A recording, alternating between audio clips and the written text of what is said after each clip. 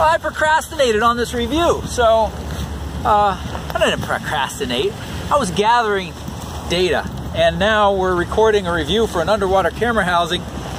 The water temperature is 52 and the air temperature is 50. And the sun has just gone down, and the breeze out of the north is about 10 miles an hour. I shudder to think what our wind chill factor and how long to hypothermia it is. But let's do it.